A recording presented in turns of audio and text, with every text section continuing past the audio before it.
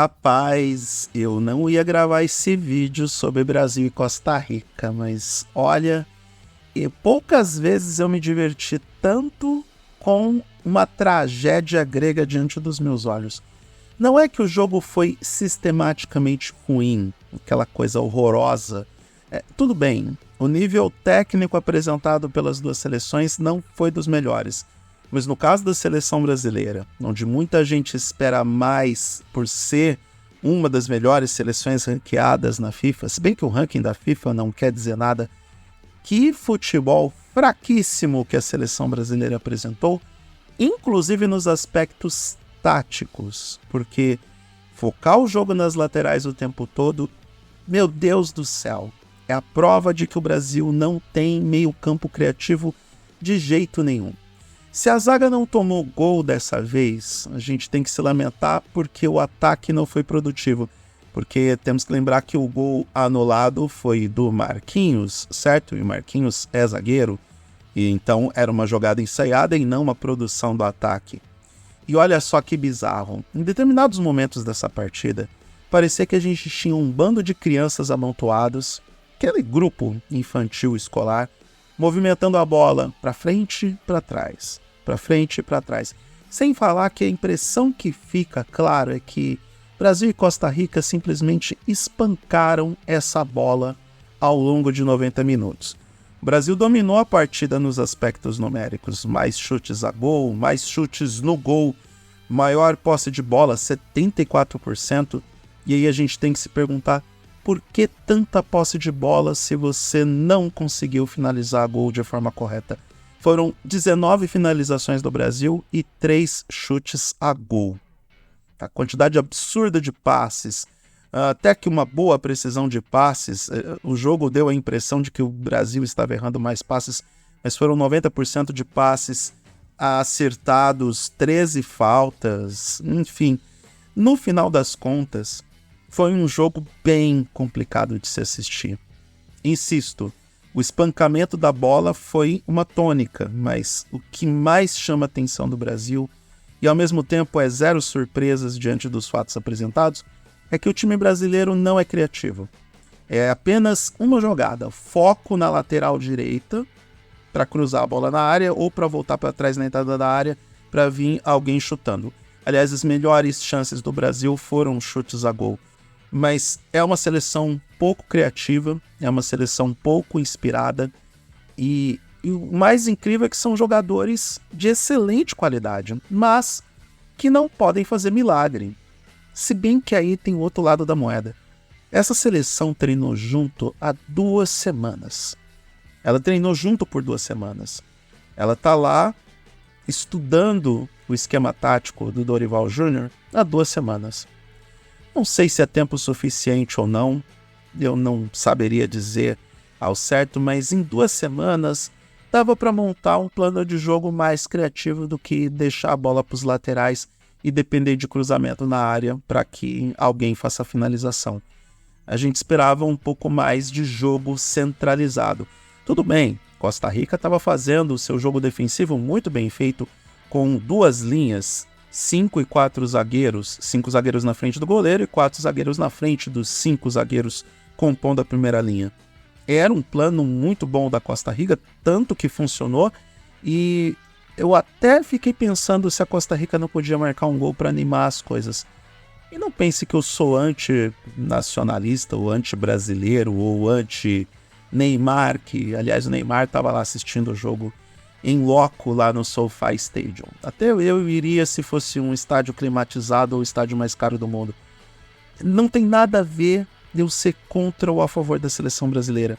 Mas só para animar as coisas, a Costa Rica poderia ter marcado um gol. Só pela diversão. Sabe aquele gol aos 30 minutos do segundo tempo para ter uma correria maior? E a gente nem pode reclamar que essa seleção brasileira não correu. Correu bastante. E como correu. Mas não adianta correr se você não tem controle, tração, inteligência, tática. Enfim, tá difícil pro Dorival Júnior. Se bem que eu acho que, olha, com assumindo a seleção desde fevereiro, ele já tinha que ter um esquema tático definido. para pelo menos colocar esse esquema tático em prática, justamente agora que é a competição principal que a seleção brasileira tem que disputar. Não rolou, não aconteceu, não me pergunte por quê, só estou aqui dando os meus pitacos sobre o que eu vi.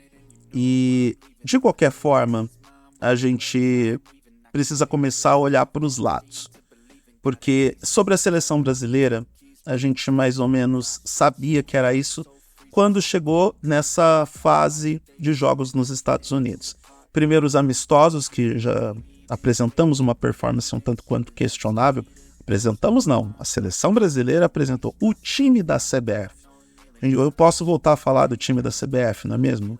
Porque antes eu chamava, lá em 2014, depois do 7-1, eu chamava de time da CBF. Mas a gente sabia que o desempenho ia ser um tanto quanto deficitário. Muitas pessoas estavam preocupadas com o desempenho da defesa da seleção brasileira e dessa vez a defesa não comprometeu. Em compensação, meio-campo e ataque se demonstraram totalmente acéfalos, o que preocupa, porque time que não marca gol não vence jogos. Time que não leva gols tende a vencer campeonatos, mas para isso é preciso pelo menos marcar 1-0, né? Pelo menos 1-0. E quando eu digo pra gente olhar para os lados, pessoas, vocês viram o jogo entre Colômbia e Paraguai? Os nossos próximos adversários? A Colômbia, olha, com o James Rodrigues, que o São Paulo mandou embora, porque também ele não queria ficar jogando no São Paulo. James Rodrigues com a 10 da Colômbia. E a Colômbia, tudo bem, 2-1 não parece que é um massacre, mas o volume de jogo que a Colômbia aplicou para cima do Paraguai chama a atenção. Então é melhor a gente começar a pensar nos nossos próximos adversários. Sim, porque todo mundo sabia que a Costa Rica era o fiel da balança no grupo do Brasil. Para passar de fase, o caminho mais fácil, se bem que não tem caminho fácil em um sistema Copa, é vencendo o teórico adversário mais fraco do grupo, que nesse caso é a dona Costa Rica. Agora, quando você não consegue ganhar da Costa Rica, você tem uma Colômbia que, sim, dentro das proporções apresentadas, fez um excelente jogo contra um Paraguai que preocupa aos paraguaios. E aí eu acho que talvez a gente tenha alguma chance de se dar bem com esse Paraguai. Mas contra a Colômbia vai ser difícil. Vai ser complicado porque, na minha opinião, modesta opinião, a Colômbia é o time mais forte desse grupo. E é sim uma das seleções mais fortes do continente. É só a gente olhar para a campanha que a Colômbia está fazendo nas eliminatórias para a Copa do Mundo de 2026 e também para o desempenho da Colômbia dentro dos últimos amistosos, dos últimos jogos, os excelentes resultados nos amistosos pré-Copa América. Então, próximo jogo do Brasil, próximo adversário que é a Colômbia, é bom a gente colocar as barbas de molho, as barbas que nós não temos, as barbas que o Dorival Júnior não tem. A barba que o Neymar tem é bom colocar de molho, porque não será moleza, não será fácil. E eu não fico chateado. Eu não fico bravo. Eu não me irrito mais com a seleção brasileira. Eu me divirto. Eu simplesmente me divirto. Foi um jogo divertido. Foi um espancamento de bola no meio campo que me divertiu. Eu dei risada em vários momentos porque... E nem tava rindo de nervoso, tá? Eu nem estava rindo de nervoso. Eu acho que eu vou deixar o nervosismo pros comentários do Galvão Bueno no canal dele do YouTube, porque pra mim foi diversão. É aquele humor sardônico, é aquele humor carregado de sarcasmo e deboche que a gente tanto gosta de apresentar nos canais de vídeos e também nos comentários do blog. Eu não vou escrever sobre esse jogo no eduardomoreira.com.br, mas valeu a pena vir aqui compartilhar que eu me diverti bastante com esta peleja, com este certame futebolístico realizado nos Estados Unidos. E que Deus ajude este grupo da seleção brasileira nos próximos 2 jogos da Copa América, porque se depender da qualidade técnica e do esquema tático, olha, esses caras estão lascados. O Dorival Júnior deve estar pensando em onde foi que eu fui amarrar meu burro, em que canoa furada que eu entrei. E agora, como é que eu vou ter que lidar com essa arca de Noé futebolística que é a seleção brasileira neste momento.